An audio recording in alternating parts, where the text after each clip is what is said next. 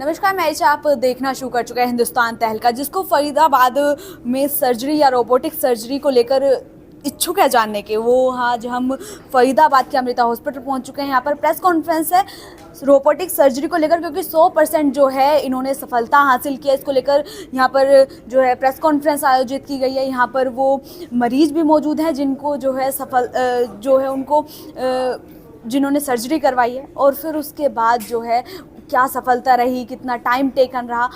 आइए उन लोगों से बातचीत करते हैं। यहाँ पर जो है सर्जरी स्पेशलिस्ट सुनील गावा जी मौजूद हैं, उनसे भी बातचीत करते हैं। आइए। अपने प्रिसीजन के साथ बोन का कट लेती है, राइट? तो इसके बेनिफिट्स मैं आपको आगे बताऊंगा। ये दोनों डिफरेंसेस हैं between computer assisted and robotic surgery. बहुत सारे रोबोट्स अभी मार्केट में, सो ये स्लाइड मैंने जानबूझ के रखी है, वो तो ये सर्जन से ज्यादा समझ आएगी, बट आपके लिए इसमें एक पॉइंट इंपॉर्टेंट है। जो हमारे पास सिस्टम है, इट्स कॉल्ड मेको। एक स्ट्राइकर कंपनी है, आप लोगों ने कहीं ना सुना भी होगा। उसका रोबोटिक आर्म जो है वो मेको है, राइट? तो स्ट्राइकर एक इम्प्लांट कंपनी है जो जॉइंट्स की इम्प्लांट बनाती है, हिप के, नी के, बाकी जगह के। उनका जो रोबोटिक डिवीजन है, उन्होंने मेको डेवलप किया है, राइट? एंड इन दोनों को कपल कर दिया है, ठीक? इस सिस्टम में और बाकी सिस्टम्स में जो ऑल ओवर इंडिया रैम्पेंट है या यूज हो रहे हैं, उनमें जो डिफरेंसेस है वो आपको हाईलाइट करता हूं पहले। So this is the only one as of now in the world जिसमें हर टाइप का रिप्लेसमेंट पॉसिबल है। So you can do a totally, you can do a partially, you can do a totally. जो बाकी robots हैं, the only thing they allow is a robotics पे, जो हमारे साइंटिफिक लिटरेचर में है। मोर देन 75-80% ऑफ आर्टिकल्स कह लो या पब्लिकेशंस कह लो, जो रोबोटिक्स के ऊपर फोकस्ड हैं, दे आर लिंक्ड टू मेको। तो अगर आप पूछो क्लिनिकल बैकग्राउंड, जितने भी रोबोटिक सिस्टम्स हैं उनमें से मैक्सिमम डेटा और मैक्सिमम जो साइंटिफिक लिटरेचर है वो इसी रोबोट के ऊपर है, right? Secondly US, UK and Australia and the other European countries. इन कंट्रीज में almost I won't say monopoly है, but more than 90% of robotic systems Mako है, ठीक? अपार्ट फ्रॉम दैट इसकी एक और चीज है, it's a close system. So अगर आप स्ट्राइकर का रोबोट यूज कर रहे हो, then you have to use a Stryker implant only. ये क्यों बता रहा हूँ? क्योंकि हमारे कंट्री में जो बाकी रोबोट्स हैं या बाकी हॉस्पिटल्स में, इट इज वेरी कॉमन कि वो किसी रोबोट से बोन काट देंगे, but then they will use an Indian implant. ये बहुत जगह हो रहा है, हमारे देश नहीं है, हमारे सिटी में भी बहुत जगह हो रहा है। मैं नाम नहीं लूंगा, it's just something you should know, right? अगर आपको ये बोलता है हॉस्पिटल में कि हम रोबोटिक सर्जरी करेंगे, they might not use a good implant, which you know defeats the purpose. आपको टेक्नोलॉजी भी अच्छी यूज करनी है, आपको इम्प्लांट भी अच्छे क्वालिटी का डालना है, then the best results come, right? So इसका एक बेनिफिट ये है, ये सिस्टम क्लोज्ड है, आप इसको सिर्फ स्ट्राइकर के इम्प्लांट से ही यूज कर सकते हो। So it is a guarantee, if you are using this robot, you are getting a good implant, right? उसके अलावा बाकी बेनिफिट्स मैं आपको एक स्लाइड में बताऊंगा आगे। अच्छा, एक और चीज, आप मीडिया से हो, आप लोग सारे एडवर्टाइजमेंट्स पढ़ते हो, आई थिंक लिखते हो, छापते भी हो। सो जो एक वर्ड हाईलाइट होता है रोबोटिक्स का, वो आता है फुली फंक्शनल रोबोट, सुना है? या फुली ऑटोमेटिक रोबोट, राइट? सो फुली ऑटोमेटिक क्या है और पार्शियली ऑटोमेटिक क्या है और ये क्या है? सो फुली ऑटोमेटिक का मतलब है कि सर्जन ने एक बार नी को खोल दिया, एक्सपोज कर दिया, और वो ऐसे पीछे खड़ा है हाथ ऐसे करके, राइट? ये रोबोटिक मशीन कम्स इन और अपने वो अटैचमेंट के साथ अंदर बोन कटिंग स्टार्ट कर देता है। At that point robot autonomously work कर रहा है, राइट?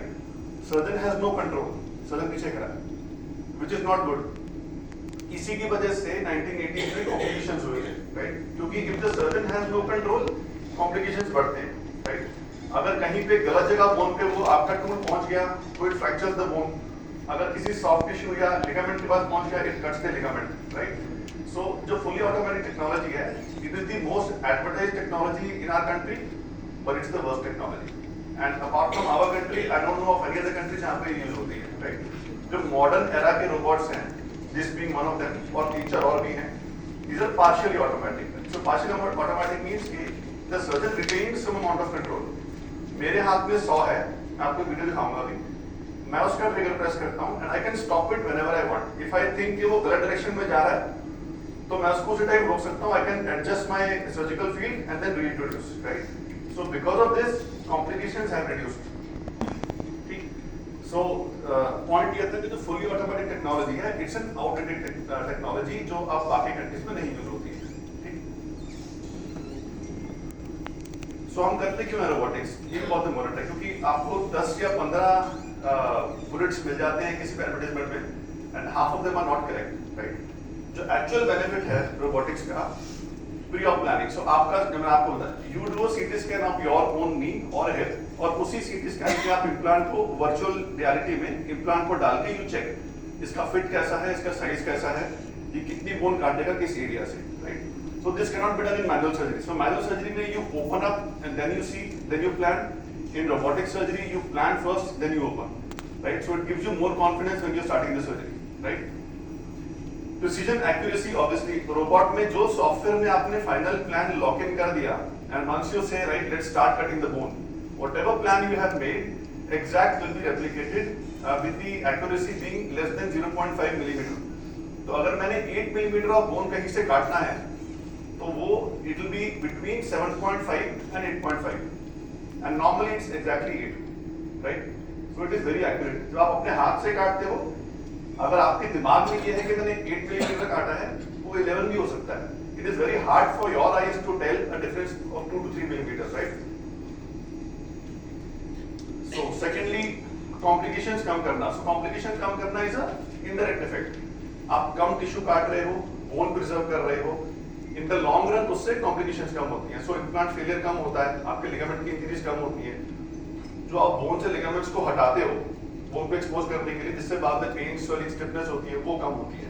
ठीक. बाकी दोनों चीजें क्यों लिखी है इसमें? So minimal invasive, it's not minimal invasive. ये पॉइंट बहुत जगह हाईलाइट होता है. छोटे इंसिजन से रोबोटिक्स नहीं होता है. आपका चीरा या incision is exactly the same as a manual surgery, right? So minimally invasive surgery नहीं बोलना चाहिए. Although if you talk about inside the knee, जो आपका बोन के ऊपर काम है, that is minimally invasive, क्योंकि उसकी कटिंग और स्ट्रिपिंग कम होती है, राइट? बट चीरा जो है वो सेम लेंथ का होता है. एंड स्पीड, ऑब्वियसली आपकी सर्जरी तेज नहीं होती है इससे. सो अगर आपको कोई बोलता है कि रोबोटिक और तेज कर देता है, that is wrong, राइट? कुछ स्टेप्स मैनुअल के माइनस हो जाते हैं, कुछ स्टेप्स रोबोटिक के ऐड हो जाते हैं. End of the day you and up having the same time, right? Advantages बहुत सारे हैं. सो इम्प्लांट पोजीशनिंग आपको बता दिया. लिम्ब अलाइनमेंट आपने देखा होगा, जो पेशेंट्स हैं वो जनरली ऐसे घुटने लेके आते हैं, राइट? आई थिंक सर का भी वैसा ही था. सो द रीजन इज कि जैसे जैसे आर्थराइटिस प्रोग्रेस करता है, आपकी बोन डिफॉर्म होती है. उस डिफॉर्मिटी को आपको करेक्ट करना होता है ड्यूरिंग सर्जरी. अब उस डिफॉर्मिटी को हर पेशेंट में डिफरेंट डिग्री के लिए करेक्ट करना होता है बेस्ड ऑन उस पेशेंट की एनाटॉमी क्या है. मैनुअल के अंदर it's a one size fits all theory. मतलब कि आपने एल शर्ट दे दी और 100 लोगों को बोला आप सब एल पहनो, तो उनमें से 20 पेशेंट तो खुश, पेशेंट नहीं, 20 लोग खुश रहेंगे, बाकी का किसी को टाइट है, किसी को लूज आएगी. अंडरस्टैंड? तो you can not personalise your plan to the patient. Whereas robotics में क्योंकि आप सीटी स्कैन पे प्लान कर रहे हो, you can personalise the plan to the patient, right? तो हर पेशेंट को वही इम्प्लांट और वही टेक्निक मिलती है जो उस पेशेंट के लिए स्पेसिफिक है, और वही अलाइनमेंट रिस्टोर किया जाता है जो उस पेशेंट के लिए नेटिव है. कुछ लोगों का बाय बर्थ नी में थोड़ा सा बो या बेंड होता है, राइट? जिनको आर्थराइटिस नहीं भी है, 20s में 30s में बहुत लोग हैं जिनकी टांग हल्की सी कर्व्ड होती है, राइट? अगर आप उस पेशेंट की टांग को बिल्कुल एग्जैक्टली स्ट्रेट कर दो, दे डोंट फील नाइस, क्योंकि उनका लाइफ लॉन्ग पेशेंट हल्की सी 5-7 डिग्रीज कर्व में रही है. Now you and up giving them a straight knee. So this is one theory about the alignment. So robotics क्या करता है? Whatever alignment philosophy you follow या व्हाटएवर अलाइनमेंट फिलॉसफी जो patient को सूट करती है बेस्ड ऑन उसके ligaments कितने टाइट हैं या कितने रिलैक्स हैं, you can replicate that with accuracy. क्योंकि आपको सारा डेटा आपको दिखाऊंगा स्क्रीन पे मिल जाता है, ठीक? एंड हायर एक्यूरेसी, ऑब्वियसली जो रोबोटिक आर्म है वो बोन कट जो लेगी वो एग्जैक्टली वही लेगी जो आपने प्लान किया है. It will be absolutely perfect. कोई इस पे बम्प्स नहीं होते, कोई होल्स नहीं बनते, right? Ligament balancing, so same चीज आपके नी में लिगामेंट्स होते हैं, तो सिर्फ हड्डी नहीं होती है, आपको एक्स-रे पे बोन दिखती है, बोन सिर्फ उसका एक पार्ट है, और बहुत सारी चीजें अंदर नी में होती है. मैं भी ऑपरेट आता लिगामेंट्स होते हैं. आप जब खड़े हो तो आप खड़े होकर इस पे वेट क्यों डाल पा रहे हो? बोन की वजह से नहीं. It is because of your ligaments and your muscles. तो लिगामेंट्स जो है एक तो रोबोटिक्स में कम करते हैं, राइट? सेकेंडली उनकी बैलेंसिंग. बैलेंसिंग का मतलब क्या होता है? आप एक रबर बैंड ले लो, आप उसको इतना भी खोल सकते हो, इतना भी खोल सकते हो, इतना भी खोल सकते हो. तो ligaments are like rubber bands. How do you know कि किसी एक पेशेंट के लिए आपको उसको कितना टाइट या कितना लूज रखना है, राइट? मैनुअल सर्जरी में इसका कोई डेटा नहीं होता, आपको अंदाजे से करना पड़ता है. It's quite crude. रोबोटिक्स में you have data for that, right? तो वो मैं आपको भी इस पे शो करूंगा, वो डेटा कैसे हम एनालाइज करते हैं. अगर हम हिप रिप्लेसमेंट करते हैं तो टांग छोटी लंबी होती है, वेरी कॉमन. रोबोटिक्स में आपको उसका डेटा मिल जाएगा। सो अगर किसी पेशेंट की टांग 4 मिलीमीटर लंबी हो गई है, so before I put the final implant in, मुझे रोबोटिक पे डेटा मिल जाएगा ये 4 mm लंबी है। सो अगर मुझे लगता है कि दिस इज नॉट एक्सेप्टेबल, मैं थोड़ा सा प्लान चेंज करके I can reduce this to 0 या 1 मिलीमीटर, राइट, ताकि पेशेंट को बाद में ऐसा ना लगे कि उसकी टांगे ऊपर नीचे हैं। ठीक। सेकेंडली, आपने सुना होगा हिप रिप्लेसमेंट पर पेशेंट्स के हिप डिस्लोकेट कर जाते हैं, गिरने से कर जाते हैं, कई बार नीचे झुक जाते हैं। ये आकांक्षा, ये एक MPS है। MPS stands for medical product specialist. ये इंजीनियर्स, जनरली इंजीनियर्स होते हैं, टेक्निकल बैकग्राउंड से होते हैं, और ये स्ट्राइकर की तरफ से या कंपनी की तरफ से हमारी हेल्प के लिए OT में रहते हैं, right, and they are quite knowledgeable. इनको भी नी की पूरी एनाटॉमी की, बैलेंसिंग की काफी नॉलेज रहती है। And again one more difference, this is the only company which gives you an engineer to work with in the OT। बाकी कंपनीज में तो आप टेक्नीशियन से काम चलाते हो, राइट, एंड दिस हेल्प्स कि आपके प्लान को एग्जीक्यूट करने में इससे बहुत हेल्प होती है, राइट। तो ये स्क्रीन मुझे OT में मेरे सामने नजर आएगी, और वो स्क्रीन उसके पास रहेगी, जो वो वहां करेगी मुझे यहाँ दिखेगा, राइट। और ये हमारा मेन यूनिट है। तो this is the main hardware. ये इसके जॉइंट्स हैं। सो एक जॉइंट यहाँ है, एक यहाँ, एक यहाँ। हर जॉइंट पे अलग अलग डिग्रीज ऑफ मूवमेंट होती है, right. Before we do the surgery, ये सारे जॉइंट्स का प्री सर्जरी चेक होता है टू मेक श्योर ये सारे जॉइंट्स फुली मोबाइल है, प्रॉपर्ली चल रहे हैं। एंड इसके ऊपर भी वो सेम जो डिस्क्स है वो लगी रहेंगी, so that the software will tell you exactly कि 3D स्पेस में आपका रोबोट का हार्डवेयर कहाँ है और मील कहाँ है, और ये इन्फॉर्मेशन आपको स्क्रीन में दिखेगी। जैसे आपने 100 देखा था, आपको दिख रहा था कि 100 कहाँ पे है बोन में, you could tell on the software how, क्योंकि इसके ऊपर भी वो डिस्क है जो सेंसर पकड़ लेता है, ठीक। एंड इससे अभी फिलहाल के लिए hip and knee surgeries perform हो रही है। शोल्डर सर्जरीज में भी इसकी कुछ रिसर्च चल रही है। आई थिंक US में ऑलरेडी स्टार्ट हो चुकी है। शोल्डर के रिप्लेसमेंट्स वेरी सून इंडिया में भी लॉन्च हो जाएंगे। स्पाइन में भी कुछ काम चल रहा है। So if you see the range, इससे ज्यादा रेंज अभी तक किसी रोबोट के नहीं है, ठीक। तो ये जो यहाँ पे जो स्क्रीन में आपको दिखेगा, सो विल शो यू कि हम सर्जरी से पहले कैसे पेशेंट की एनाटॉमी में इम्प्लांट को फिट करते हैं, राइट। सो ये जो ऊपर के दिख रहे हैं आपको, ये आपकी फीमर बोन है, ये टिबिया बोन है, ठीक है। और ये जो ब्लू कलर का है, ये इम्प्लांट है, जो वर्चुअली पेशेंट के CT के ऊपर ओवरलैप कर दिया गया है, ठीक। एंड अब कितना इम्प्लांट बोन में डीप जा रहा है और कितने डिग्री पे कट रही है, सो यू कैन सी हमने यहाँ 1 डिग्री डाला हुआ है, ठीक। एंड ये 1 डिग्री डिसाइड कैसे होता है, it is based on your ligament की बैलेंसिंग, राइट। वो स्टेप आपको करके दिखाना बहुत मुश्किल है, वो इंट्रा-ऑप ही होता है, ठीक। एंड यू कैन सी हमने नीचे कितना काटना है, ये डेटा आ गया। नीचे टिबिया से कितना काटना है, वो डेटा आ गया, राइट। अगर आप 10 केस करके कंपेयर करते हो कि मैनुअल में और रोबोटिक में ये बोन कितनी कटती है, तो you are actually saving 3-4 millimetre और more of bone in robotics. कम बोन काटने के बहुत एडवांटेजेस हैं। आपका जो इम्प्लांट है, it sets on better stronger bone if you cut less bone, so उससे इम्प्लांट की लाइफ बढ़ती है, पेशेंट को पोस्ट ऑफ पेन भी कम रहता है, राइट। अगेन मैनुअल में ये पॉसिबल नहीं है। मैनुअल में जनरली बोन के जो चंक्स कटते हैं वो काफी थिक और मोटे होते हैं, राइट। एंड आप इस पे इसको 3 करो, इसको 3 करो, फीमर 3 करो। तो अब मैंने इम्प्लांट का साइज चेंज कर दिया, right. So I can check कि अगर मैं साइज बड़ा करूंगा तो सामने की तरफ इम्प्लांट है वो बोन से उठ गया, राइट। यू कैन सी जो पिंक लाइन है वो बोन है, जो ब्लू है वो इम्प्लांट है। और अगर मैं कम करूंगा, 1 करो इसको, और अगर मैं 1 कर रहा हूं तो इट इज टू स्मॉल, क्योंकि वो बोन के अंदर काट रहा है, ठीक। So that is how it helps you select the proper size for the patient, ठीक।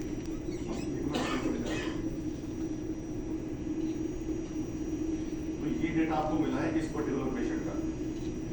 अब आपको मैं दिखाता हूं इसमें actual the most important step of this surgery is to change this gap. तो ये -1.5 है, अगर मुझे इसको 0 करना है तो मैं कैसे करूंगा, तो वो इम्प्लांट को रोटेट करके होता है। एक बार करके दिखाओ, यू सी। सो अगर हम इसको रोटेट कर रहे हैं तो आप देखिए ये गैप कम हो रहा है, ठीक। Manually it is impossible to do, and even to understand अगर मैं इम्प्लांट को रोटेट करूंगा तो गैप्स में कितना फर्क आएगा। ये जो छोटा सा 5 मिनट का स्टेप है, आई थिंक ये पूरी सर्जरी का सबसे इंपॉर्टेंट स्टेप है। This is what let's me know कि जब मैं फाइनल इम्प्लांट डालूंगा तो आपका यहाँ का लिगामेंट जो है वो 0 परफेक्टली बैलेंस हो चुका है। ठीक है, एक बार वो दिखा देना स्क्रीन फाइनल वाला जी ट्रायल वाला है।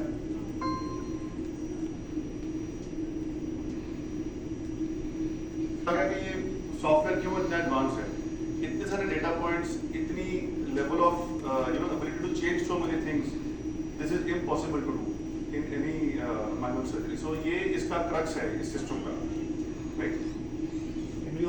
जो डाउट्स थे वो क्लियर हुए। उसके बाद हॉस्पिटल भी बहुत अच्छा है, यहाँ की हॉस्पिटैलिटी बहुत अच्छी है सबकी।